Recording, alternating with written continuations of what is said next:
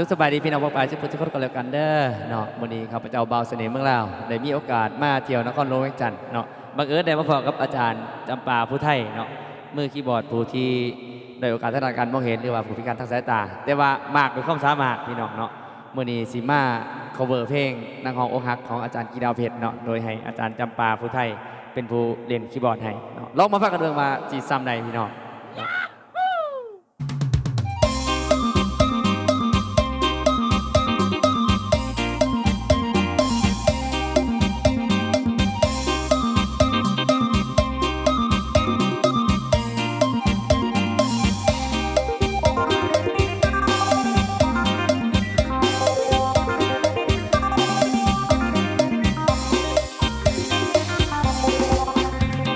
หา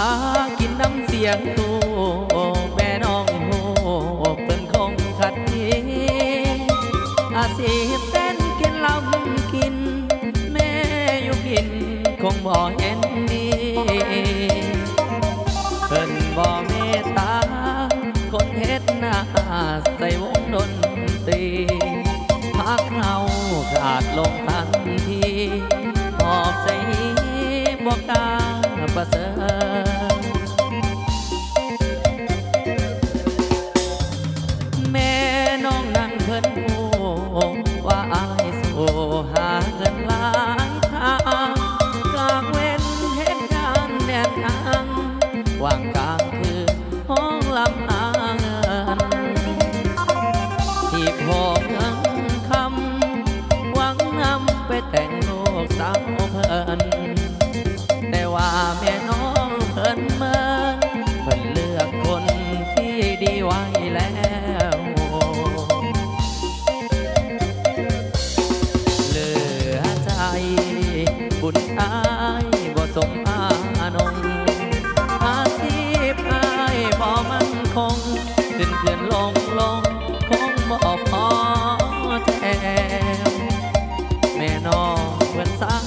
คนซื้อทองสร้างแต่หังพ่อแม่บัดนี้อายผิดหวังแล้วใจแป้วน้ำตาไหลลิน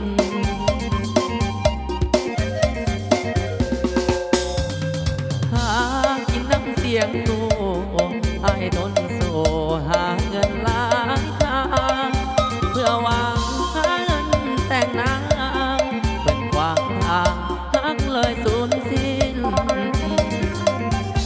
แม่น้องบ่มาบ่อยากได้คนเต้นกินลำกินบ่ให้เต้นกินลำกินสิให้นอนกินบ่แม่เท่า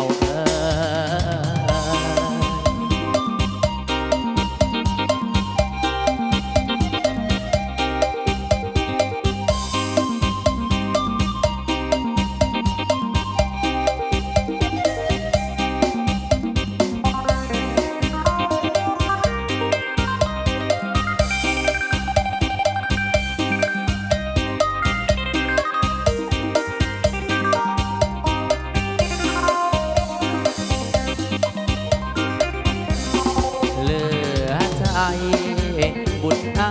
ยบ่สมอานง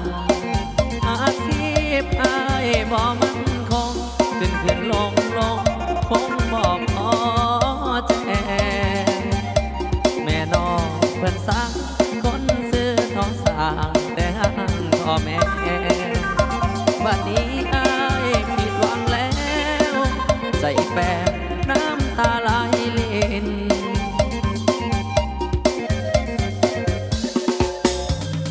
หากินน้ำเสียงตู